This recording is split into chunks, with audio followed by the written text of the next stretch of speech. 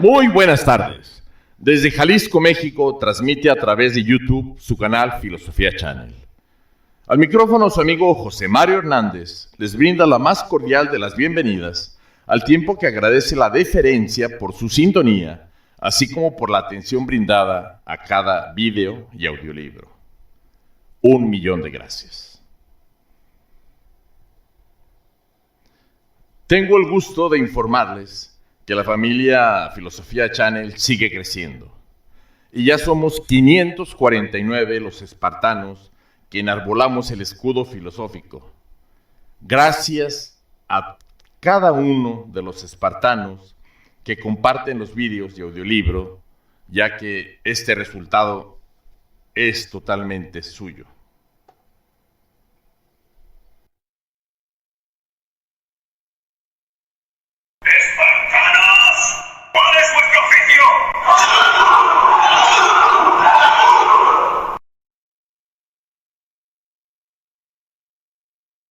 A manera de un sencillo homenaje, este 29 de julio se cumplió el aniversario 121 del nacimiento del autor del Principito, Saint Antoine de Exupéry.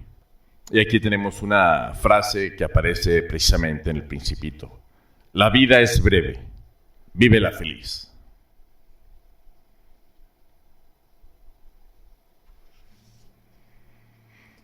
El video que les he preparado es el segundo de una serie que he llamado Las grandes interrogantes de la humanidad. En esta ocasión abordaremos una de las preguntas que más angustia provocan al ser humano. Se trata de la gran pregunta.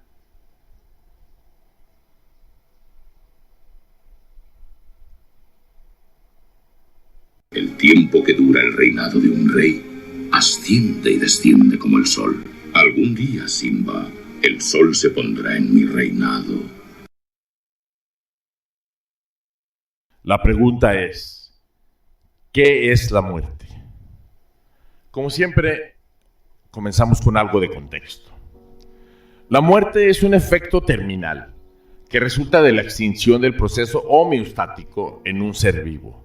Y con ello, el fin de la vida puede reproducirse por dos vías: por causas naturales, como la vejez, la enfermedad, consecuencias de la cadena trófica o un desastre natural, o así como por causas inducidas, ya sea el suicidio, el homicidio, la eutanasia, un accidente, la pena de muerte o un desastre medioambiental. Entrando en materia, vamos a revisar a lo largo de la historia, en un orden cronológico, cuál es el pensar de los filósofos y la muerte, ya que desde su origen la filosofía constituye una reflexión acerca de los principios de la realidad, aunque también se ha ocupado de reflexionar acerca de los últimos momentos de la naturaleza humana. La muerte es una dimensión de la vida. Ella es nuestra compañera más fiel, la única que nunca nos abandona, puesto que puede sobrevenir en cualquier momento. Rechazar la muerte hasta el extremo es negarse a vivir. Para vivir plenamente hay que tener el coraje de integrar a la muerte en la vida.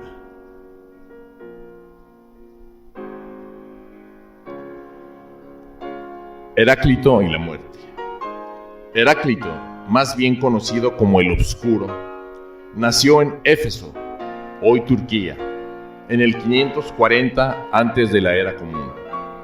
Considerado el primer filósofo genuino, fue el primero que sostuvo, antes que otros, que la naturaleza está regida por el logos, que significa la razón, la palabra o el discurso. Y al respecto de la muerte, Heráclito cita: y nunca presente es precisamente lo que dice a continuación: a aquellos hombres aguarda muertos, lo que no esperan ni se imaginan.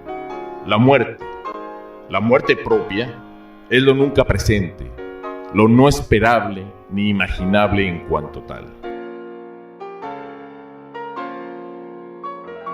Ahora pasamos a los cínicos y la muerte.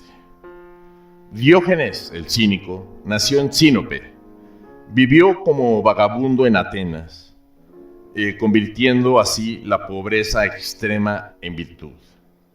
Al respecto de la muerte, la actitud cínica fue iniciada en Occidente por Diógenes de Sinope en el siglo IV antes de la era común. El cinismo no fue una escuela a pesar de este título, ya que una escuela filosófica era un establecimiento en el cual se impartía una doctrina o inspiración intelectual mantenida por un grupo de personas dirigidas por un superior. Ahora entrando en materia, la doctrina cínica afirma que el bien del hombre consistía simplemente en vivir en sociedad consigo mismo. El trabajo, el ascetismo, es lo único deseable. Es tiempo de revisar a Epicuro. Epicuro, quien nació en Samos en el 341 antes de la era común, fue el fundador del epicureísmo, destacado por el hedonismo racional, quien decía, busca el placer y huye del dolor, así como por su afiliación al atomismo. Fundó su propia escuela, que horrorizaba a la sociedad hipócrita de Atenas, porque a diferencia del resto de filósofos, Epicuro aceptaba mujeres, prostitutas y esclavos.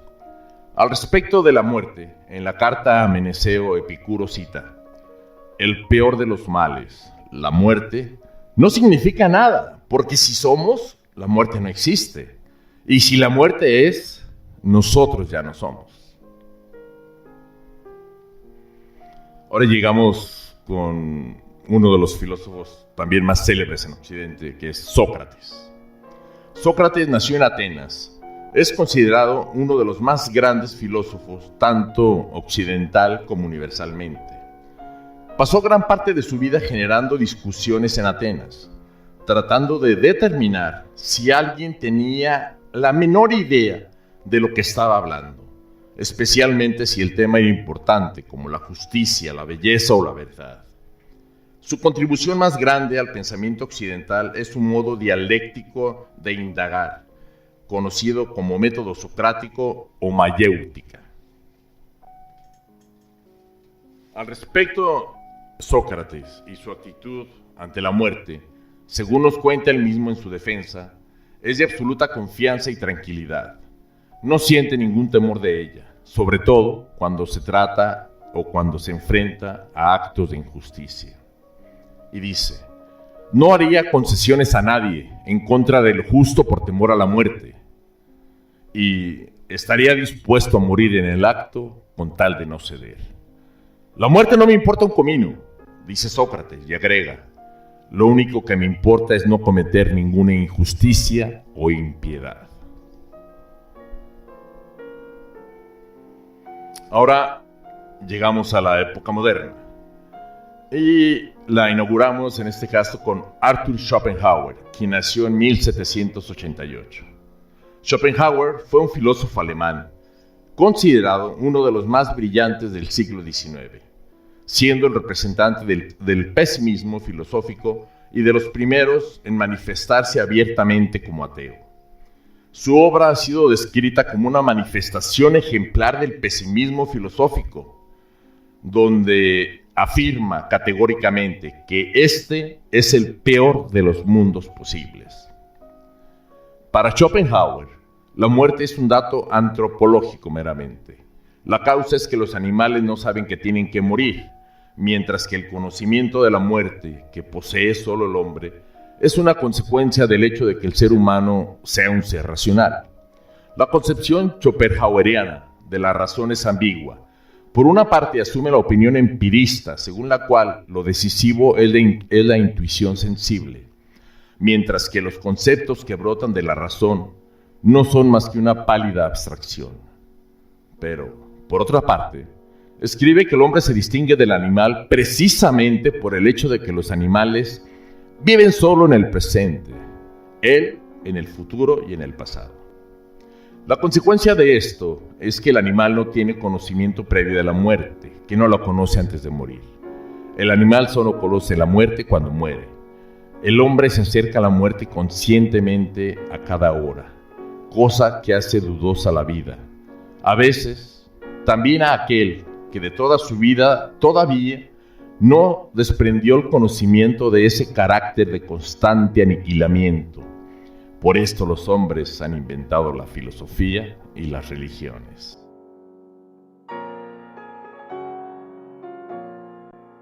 Ha llegado el momento de revisar el pensamiento de Friedrich Nietzsche, quien nació en Röcken, Alemania, en 1844.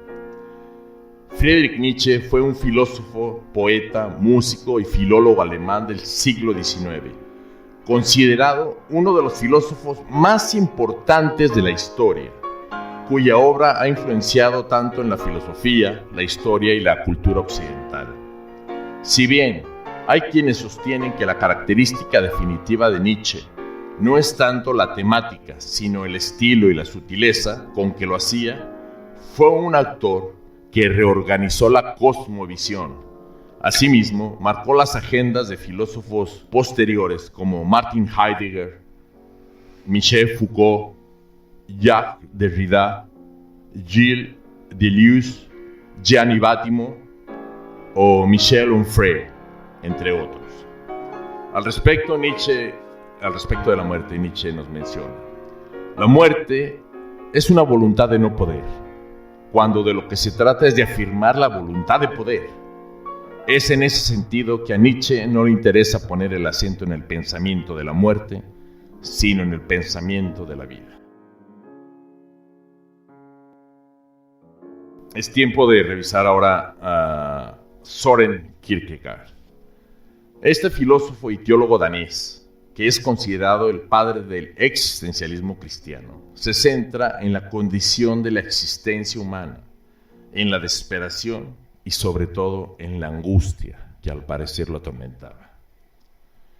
Al respecto de su pensamiento sobre la muerte, nos cita Søren Kierkegaard: cuando la muerte se presenta en su verdadera figura, como el siniestro esqueleto armado con la guadaña, no se le contempla sin espanto. Pero si aparece disfrazada para burlarse de los hombres que creen, ilusos, burlarse de ella, de tal forma que solo el atento observador ve que el desconocido, que seduce a todos con su cortesía y a todo lo arrastra la loca algaraza del placer sin freno, es la muerte, sobrecoge a aquel un profundo terror. Es tiempo de revisar a Martin Heidegger, quien es considerado el pensador y filósofo alemán más importante del siglo XX. Asimismo, fue uno de los filósofos que ha generado mayor polémica y controversia al haberse afiliado al Partido Nacional Socialista o al Partido Nazi. Al respecto de la muerte, Martin Heidegger cita: si tomo la muerte en mi vida, reconocerlo y se enfrenta de lleno, voy a liberarme de la angustia de la muerte y la mezquinidad, y solo entonces seré libre para ser yo mismo. Ahora vamos con Carlos Marx, quien fue un filósofo, economista, sociólogo, periodista, intelectual y militante comunista, alemán de origen judío, quien junto a Friedrich Engels es el padre del socialismo científico, el comunismo moderno y el marxismo, así como del materialismo histórico. Sus obras más conocidas son el Manifiesto del Partido Comunista, escrito con Engels, y El Capital, cuya obra fue publicada de manera póstuma. Al respecto de la muerte, el marxismo opina: esto se debe a que el estatuto teórico del marxismo, que uno de los pilares es el ateísmo, impondría considerar como falsa o puramente ideológica toda cuestión no científica y, por consiguiente, toda cuestión que se refiere al sentido de la vida, de la historia, de la muerte del hombre, proclamada por las ciencias humanas, haría desaparecer el problema de la muerte. Es tiempo de revisar a otro existencialista, pero este pertenece a la división del existencialismo ateo, y se trata de Jean-Paul Sartre. Jean-Paul Sartre fue un filósofo, escritor, novelista, dramaturgo, activista político, biógrafo y crítico literario de origen francés. el exponente del existencialismo ateo, el posmodernismo y el marxismo humanista. Fue el 10º escritor francés seleccionado como premio Nobel en literatura en 1964, pero lo rechazó por cuestiones ideológicas. Al respecto de la muerte, Jean-Paul Sartre opinaba que él pensaba que con la muerte el hombre perdía su libertad y se quedaba sin posibilidades de realizarse. La muerte es la continuación de mi vida sin mí, escribió también el filósofo. Ahora es tiempo de revisar a uno de los filósofos consentidos de este canal, que es Albert Camus.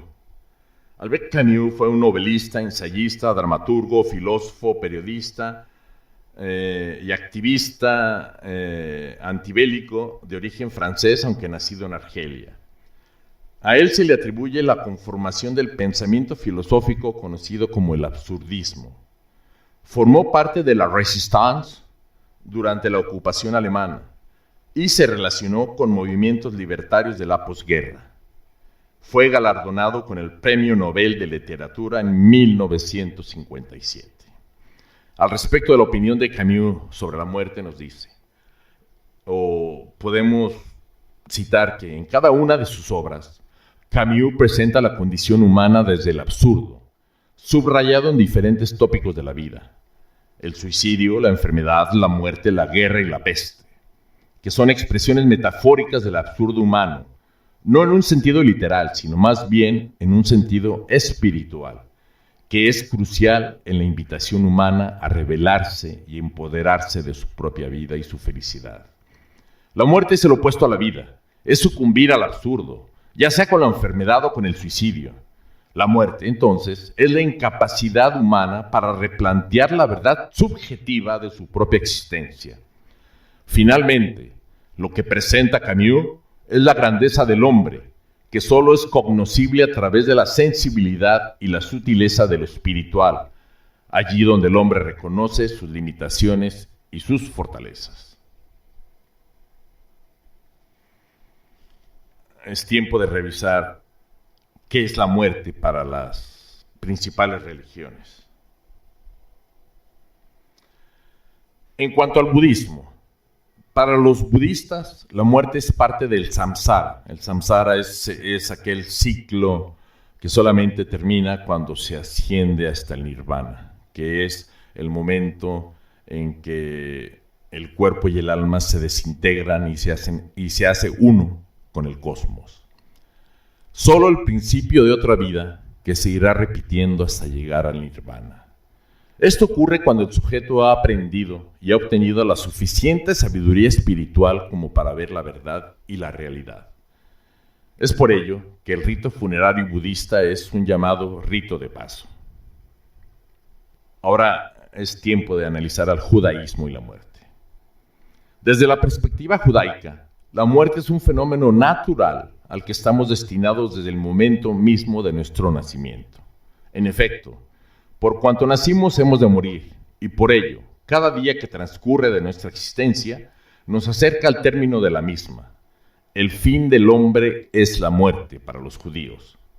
Aunque para los saduceos, una antigua secta judía, generalmente creían que había un Dios, pero no una vida después de la muerte. En resumen, para el judaísmo no existe el paraíso y no existe el infierno. La vida concluye con la muerte. En cambio, el catolicismo y el cristianismo, que descienden directamente del judaísmo, cita lo siguiente. En este caso, a la Biblia, revisaremos el libro de los Romanos, capítulo 5, versículo 12, que dice: Así pues, por medio de un solo hombre entró el pecado en el mundo, y con el pecado la muerte, y la muerte pasó a todos porque todos pecaron. El pago que da el pecado es la muerte, pero el don que da Dios es vida eterna en unión con Cristo Jesús nuestro Señor. La muerte existe en el mundo como consecuencia del pecado. Como también nosotros también somos pecadores, un día moriremos. Desde la fe vemos que en la muerte, unidos a Cristo, también resucitaremos con Él. Revisemos al Islam y la muerte. El punto de vista de los musulmanes respecto a la muerte se describe en 4 etapas o dominios en la existencia humana. La primera es la etapa del útero, cuando el individuo está dentro de la madre. Es una etapa que se describe como obscura y contraída. La segunda es la etapa del dominio, cuando el ser humano crece. Allí se adquieren los conceptos del bien y del mal, siendo así el medio para la miseria o la felicidad. La tercera etapa sucede cuando el individuo fallece y corresponde a la tumba o interespacio.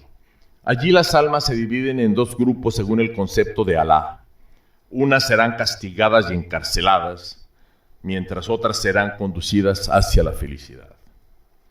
La última etapa, que es conocida como el eterno, es el momento en el que el alma viaja al jardín, haciendo referencia a la salvación, o al fuego como un castigo divino. Esta etapa culminará solo el día del juicio final. Ya es tiempo de revisar el concepto o la opinión que le merece la muerte a las ciencias. Comencemos tal vez con el tema más complejo, porque son quienes tienen que decidir sobre este importante acontecimiento, que son los médicos, o en otras palabras, la muerte en la medicina. Durante años, el concepto popular de muerte no variaba en mucho del concepto médico, hasta que el terror a ser sepultado vivo exigió que se velaran a los fallecidos por al menos 72 horas. En los años 50, con el surgimiento de las unidades de cuidados intensivos, fue posible mantener en estado vegetativo a pacientes en estado de coma. Lo anterior, aunado a la necesidad de contar con órganos frescos para realizar trasplantes, aumentó la presión para reconsiderar el diagnóstico de muerte.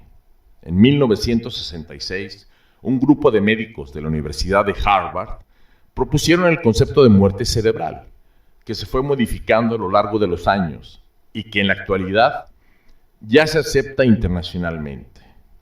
En México, la Ley General de Salud, reformada el 26 de mayo del 2000, define la muerte de la manera siguiente. Artículo 344. La muerte cerebral se presenta cuando existen los siguientes signos. 1. Pérdida permanente e irreversible de conciencia y de respuesta a estímulos sensoriales. 2. Ausencia de automatismo respiratorio. 3. Evidencia de daño irreversible del tallo cerebral, manifestado por arreflexia pupilar, ausencia de movimientos oculares en pruebas vestibulares y ausencia de respuesta a estímulos nociceptivos.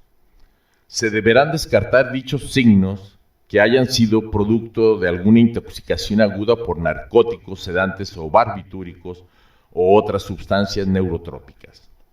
Los signos señalados en las fracciones anteriores deberán corroborarse por cualquiera de las siguientes pruebas. En primer lugar, por una angiografía cerebral bilateral que demuestra la ausencia de circulación cerebral, o bien por un electroencefalograma que demuestre ausencia total de actividad eléctrica cerebral, que debe ser aplicado o tomado en 2 ocasiones diferentes, con al menos un espacio de 5 horas. Ahora bien, para la biología y la bioquímica, la muerte se puede definir como un evento resultante de la incapacidad orgánica de sostener la homeostasis, dada la degradación del ácido desoxirribonucleico, el ADN, contenido en los núcleos celulares. La réplica de las células se hace cada vez más costosa. Y para la termodinámica, la muerte llega cuando el cuerpo está llegando a un estado de equilibrio, a una entropía grande, ya que no tiene desbalance para poder extraer energía de un lado, con baja entropía, y pasar esa energía a un lugar con entropía alta. La muerte la podríamos definir como un cuerpo que se pone en equilibrio térmico con su entorno, esto es con el universo. La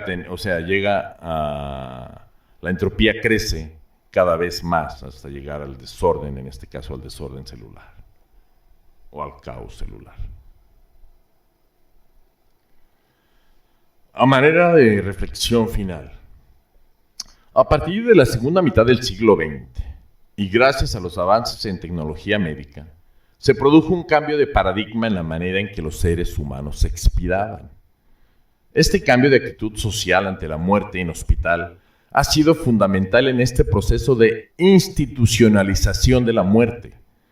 Recuérdese la definición histórica del diccionario de la Real Academia de Hospital como un centro para tratamiento de enfermos pobres. Ahora, el diccionario ya recoge una acepción de hospital como establecimiento destinado al diagnóstico y tratamiento de enfermos. Sin embargo, el sentimiento tradicional, aún perdurable en buena parte de la población, es que la muerte que se presenta en el hospital es menos digna o menos deseable que morir en casa. El fallecimiento de personas en el medio hospitalario tiene importantes consecuencias, como son, para el mismo individuo, más enterado de sus circunstancias terminales y que debe afrontar su fase final o agonía en un medio que puede resultarle frío y hostil, en estado de conflicto con su estilo o modo de vida anterior y lejos de su hogar. Para la familia, así como para el conjunto de personas próximas, ya sean enfermos, o incluso para el personal sanitario, para el que el contacto con la muerte se convierte, por una parte, en rutina y en algo impersonal, y por otra, en una tensión añadida provocada por su responsabilidad directa en la forma de aplicar los cuidados a enfermos terminales. Es decir, la de manejar una muerte apropiada con dignidad, o sea, intentar una buena muerte.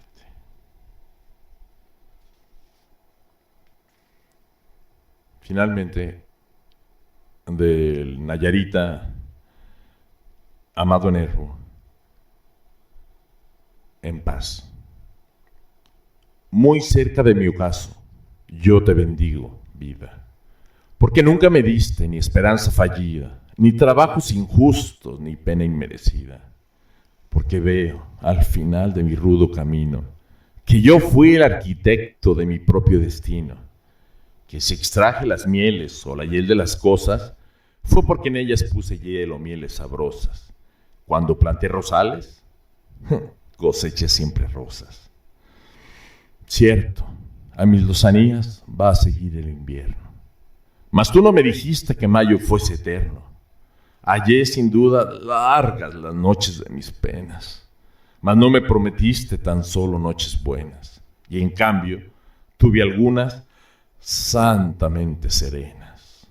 Amé, fui amado, el sol acarició mi faz. Vida, nada me debes. Vida, estamos en paz. Pues bien, mis queridos espartanos, hasta aquí nuestra reflexión acerca de esta gran interrogante acerca de qué es la muerte. Espero que si han pasado estos 29 minutos de una manera agradable y han encontrado algo nuevo o algo que compartir con sus contactos, que me califiquen con un pulgar hacia arriba y que por favor, como siempre se los pido, que lo compartan con al menos 10 de sus contactos. Y si en cambio piensan que han perdido el tiempo con boberías, me descalifican con un pulgar hacia abajo. Pero a cambio les pido que me expliquen en la caja de comentarios las razones para tal descalificación. Asimismo, a quienes aún no se suscriben, les vuelvo a preguntar, ¿qué esperan? En un momento va a aparecer a la derecha el escudo que es el logotipo de Filosofía Channel. Basta con que le den clic y automáticamente quedan suscritos. Así como también quiero pedirles que después de suscribirse, no olviden darle clic a la campana para que sean notificados en cuanto suba un nuevo vídeo o audiolibro. Así como recordarles de nuestras redes sociales para poder mantener un contacto más cercano. Y bien, sin nada más que agregar, no me resta más que agradecer su atención. Y se despide de ustedes su amigo José Mario Hernández, quien les dice: Tempus fugit, carpe diem. Hasta la vista, baby.